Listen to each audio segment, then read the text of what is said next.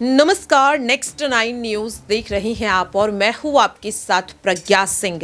उत्तर प्रदेश में चंद्रशेखर आजाद एक बार फिर से सुर्खियों में आते हुए नजर आ रहे हैं। दरअसल आपको बता दें कि रामपुर में हुई एक घटना जिसने हर किसी को दहला दिया है।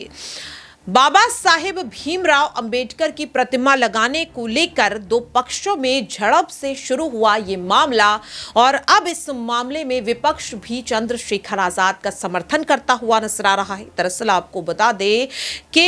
17 साल के नाबालिग युवक सोमेश कुमार की इस हादसे में मौत हो जाती है और अब इस मामले में योगी सरकार और यूपी पुलिस आती हुई नजर आ रही है। आजाद समाज पार्टी की संस्थापक चंद्रशेखर आजाद ने खुले तौर पर चेतावनी दी है कि अगर उनकी मांगों को पूरा नहीं किया गया तो वे एक बड़ा आंदोलन करते हुए नजर आएंगे। ऐसे में चंद्रशेखर आजाद के बाद अब इस मामले में कांग्रेस और समाजवादी पार्टी भी योगी सरकार को घेरने का काम करती हुई नजर आ रही है। चंद्रशेखर आजाद ने साफ तौर पर कहा कि जिस तरीके से योगी सरकार के राज में दलित, पिछड़े वर्ग और आदिवासियों पर अत्याचार लगातार बढ़ते जा रहे हैं, जुल्म लगातार बढ़ते चले जा रहे हैं, दलित वासियों पर जिस तरीके से फायरिंग की जा रही है, उनकी जान ली जा रही है, ऐसे में अब अगर जो राज्य की सरकार है वो कोई कड़ा फैसला नहीं लेती तो राज्य की सरकार के खिलाफ बड़ा आंदोलन होगा। और हमेशा से देखा गया कि जब भी बीजेपी के खिलाफ कोई बड़ा आंदोलन होता है तो कहीं ना कहीं सरकार को झुकना ही पड़ता है। ये वही चंद्रशेखर हैं जिन्होंने पेपर लीक मामले में जमकर योगी सरकार को घेरा था और आखिरकार परीक्षा को रद्द कर दिया गया था। सीबीआई जांच को भी इसमें करने के आदेश दिए गए और अब कहीं ना कहीं सोमेश कुमार वाले मामले में भी चंद्रशेखर आजाद ने सीबीआई जांच की मांग की है। अब ऐसे में देखना काफी ज्यादा अहम रहेगा कि क्या इस मांग को पूरा योगी सरकार करती हुई नजर आती है। आखिरकार चंद्रशेखर आजाद की वो क्या मांगे हैं, किस तरीके से ये पूरा मामला काफी ज्यादा और एक गंभीर रूप लेता हुआ नजर आ रहा है, उसके लिए आप पहले देखिए हमारी ये खास रिपोर्ट। राज्य के सीएम है मुख्यमंत्री योगी, वो हमेशा यही बात कहते हैं कि अगर कोई अपराध किया है तो अगले चौराहे पे उसको पकड़ लिया जाएगा, यानी कि इतने चाक चौबंद जो है सुरक्षा के इंतजाम है। लेकिन जिस तरह से उसके बावजूद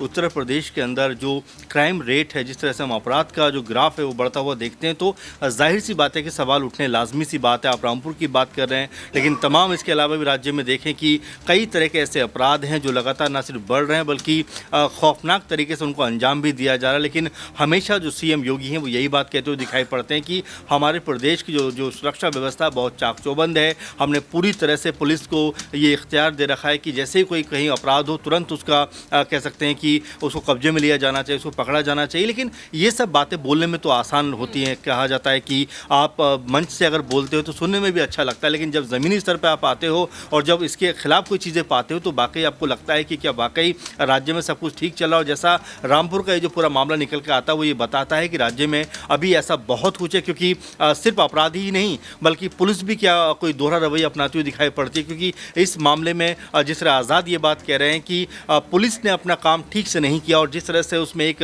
युवा की जान चली गई तो उसमें पूरा इल्ज़ाम वो पुलिस के ऊपर लगा रहे हैं। इसका मतलब ये है कि योगी सरकार की जो पुलिस है क्या वो भी अपना काम ठीक नहीं कर रहे और क्या वो भी कोई समुदाय विशेष को देखकर यहाँ पर जो कह सकते हैं कि एक्शन लेते हुए नजर आती है। और यही बात अब आज़ाद कहते हुए नजर आते हैं, क्योंकि उत्तर प्रदेश की देखिए प्रज्ञा जी राजनीति है और ऐसे में जब लगभग बिसात बीत चुकी है, 80 सीटें वहाँ से आती हैं, आज़ाद भी किसी तरह से खुद को मजबूत करना चाहते हैं, इसीलिए तुरंत वो वहाँ पर जाने का प्रयास करते हैं, उनके घर वालों से मिलते हैं और तमाम सारी मांगे यहाँ पर सरकार से रखते हुए आते हैं कि जो युवा की जान गई है इसमें उनके परिवार को सरकारी नौकरी मिलनी चाहिए, 50 लाख का जिक्र वो कर रहे हैं उनको मिलना चाहिए, फास्ट ट्रैक कोर्ट में मामला चलना चाहिए। ऐसे तमाम सारी बात मांग है जो वो रखते हुए वहाँ पर नजर आ रहे हैं। और देखिए हमारी इस मामले में पहले भी बात हुई आज़ाद को लेकर कि आज़ाद जब भी ऐसा कोई बड़ा कह सकते हैं कि हादसा कहीं पे होता है या कोई बहुत संगीन अपराध होता है दलितों के खिलाफ में, वो तुरंत वहाँ पर पहुँच जाते हैं और इसीलिए उनकी जो लोकप्रियता है वो युवाओं के अंदर ज़्यादा बनती हुई नजर आती है। मायावती को देखिए, अभी तक मेरे ख्याल से कोई बयान तो निकल के सामने आया नहीं है।